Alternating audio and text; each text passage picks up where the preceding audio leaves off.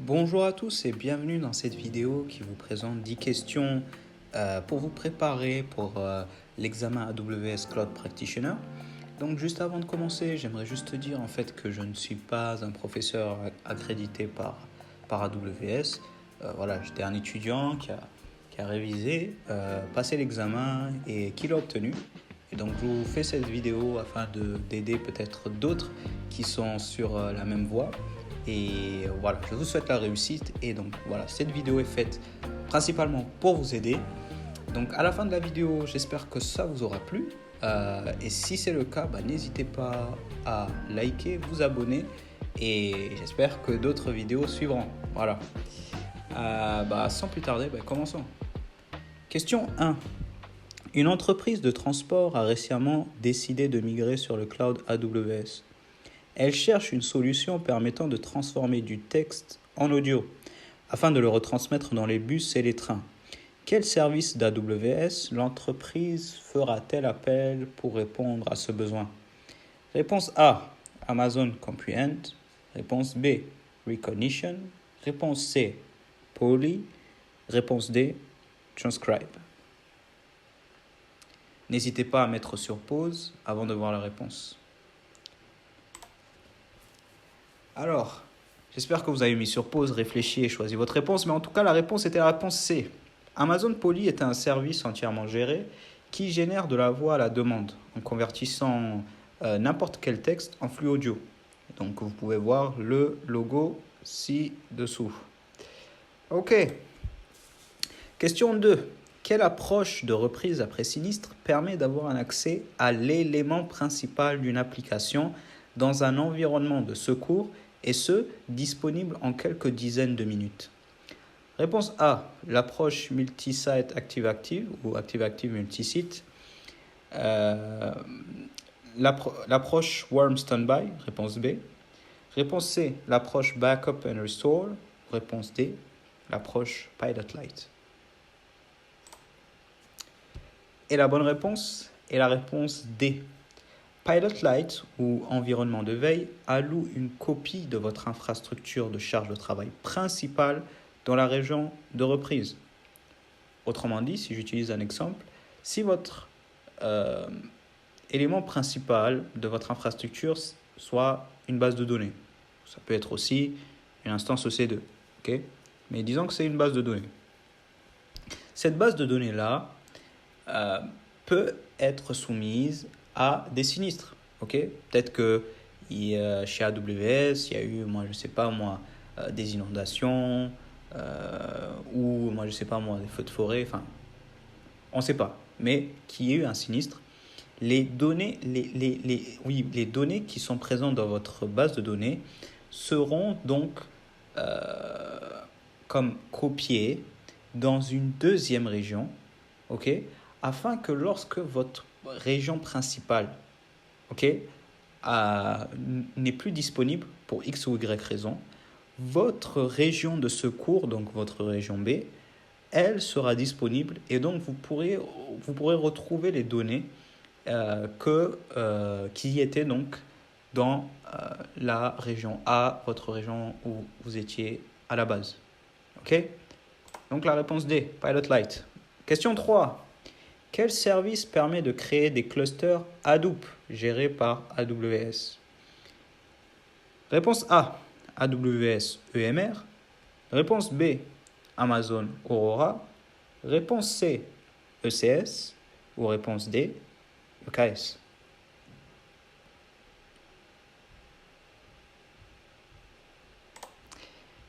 Et la bonne réponse est la réponse A. Amazon EMR pour Elastic MapReduce est une plateforme de cluster gérée par AWS qui simplifie l'exécution de frameworks de mégadonnées tels qu'Apache Hadoop et Apache Spark afin de traiter et analyser de grandes quantités de données, autrement dit du big data.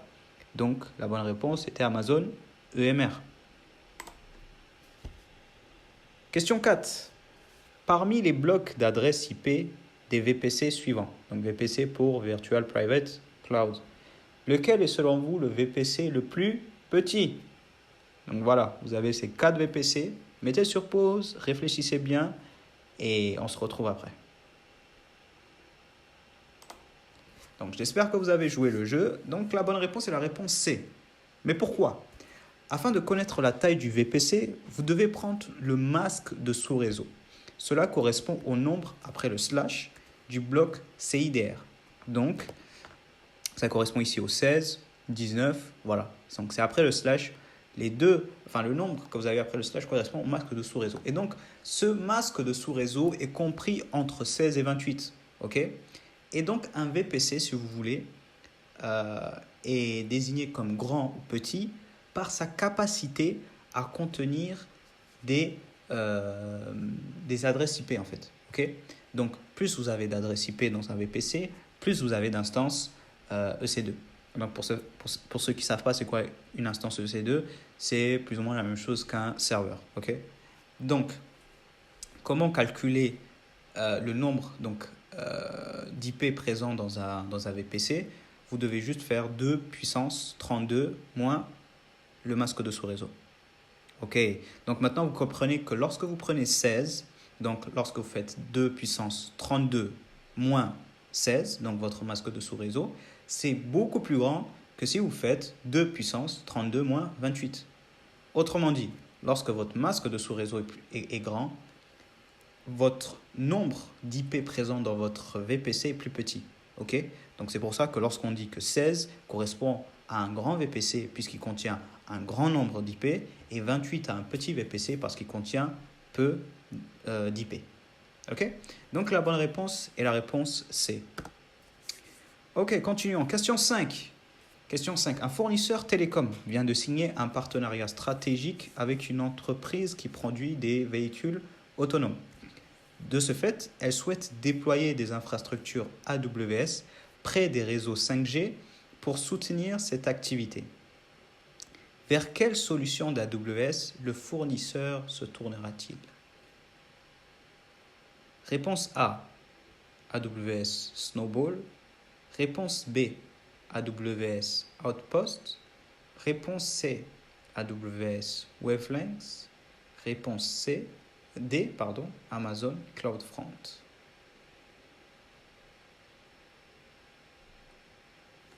Et la bonne réponse est la réponse C. AWS Wavelengths permet d'exécuter des applications à l'aide de l'infrastructure et des services AWS dans les centres de données des partenaires en télécommunications AWS afin de répondre aux besoins en matière de latence, de résidence des données et de résilience. Ok? Autrement dit, vous avez une entreprise de télécommunications, ok? Moi, je ne sais pas moi, ça peut être Orange, ça peut être SFR, ça peut être, je ne sais pas moi, quelque chose télécom, ok? Qui vont louer la puissance de calcul ou les ressources AWS, ok, dans ces centres de données ou proches de ces capacités à elles, donc de l'entreprise de télécommunications, ça peut être ces antennes 5G, etc., afin de soutenir et de profiter de la capacité de calcul d'AWS. Ok? Donc, AWS Wavelengths est la solution qui permet de faire cela. Question 6. Quelle option de configuration sur Amazon RDS permet la haute disponibilité du service grâce à une réplication de l'instance primaire vers une instance de secours? Réponse A, RDS Read Replica. Réponse B, AWS Config. Réponse C, AWS Glue. Ou réponse D, RDS Multi-AZ.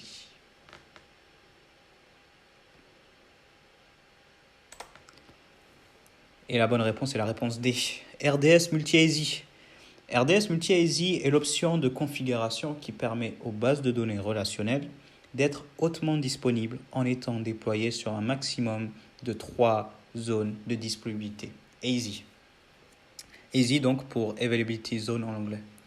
Donc, autrement dit, comme vous pouvez le voir sur ce schéma ci-dessous, vous avez en fait une base de données qui est sur donc, une instance primaire. Donc, c'est sur cette base de données-là que vous allez travailler, donc celle-là, là. OK? Donc, cette base de données vont, en fait, sur cette base de données, vous allez travailler. Sur cette base de données, vous allez, moi, je ne sais pas, écrire des requêtes, intégrer des données, supprimer des données, changer le schéma, enfin, toutes sortes d'actions dans cette base, dans cette instance primaire. Et donc, qu'est-ce que dit donc l'option de configuration de multi-ASI? C'est que, en fait, tous les changements, toutes les choses qui vont se passer dans cette base de données sera copiées dans une instance de secours.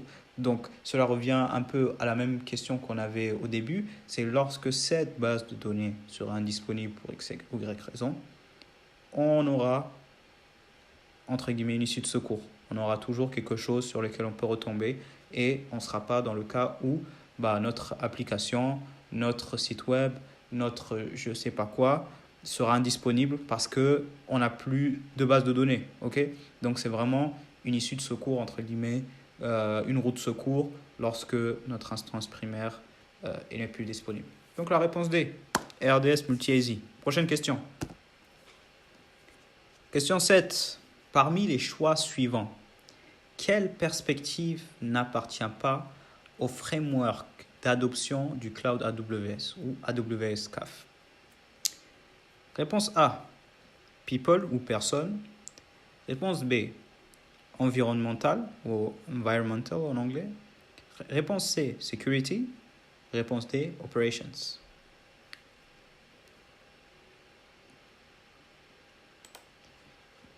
Et la bonne réponse, c'est la réponse B. Okay? Les perspectives qui appartiennent au framework d'adoption du cloud AWS sont entreprise ou business en anglais, person ou people, governance, platform, security ou operations. Donc, vous n'avez pas environmental à l'intérieur. Voilà, vous avez ces six perspectives.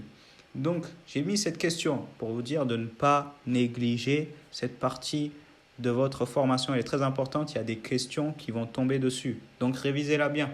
OK? OK, bon. Prochaine question. Question 8. Question 8. À quel pilier de AWS Well Architected Framework appartient le principe d'anticiper les pannes et les défaillances? Réponse A, excellence opérationnelle. Réponse B, sécurité. Réponse C, fiabilité. Réponse D, développement durable.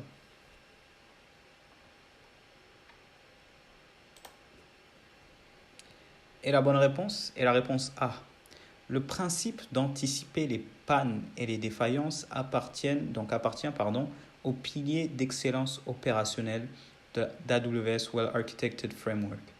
Donc, chaque pilier comporte des principes, ok?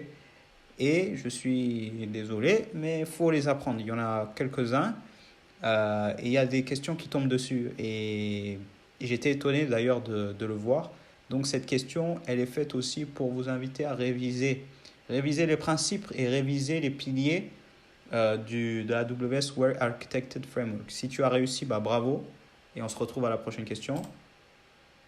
Ok, question 9. Quel niveau d'assistance permet d'avoir accès à un gestionnaire de compte technique ou TAM? Réponse A, donc le niveau d'assistance business. Réponse B, basic. Réponse C, developer. Ou réponse D, enterprise.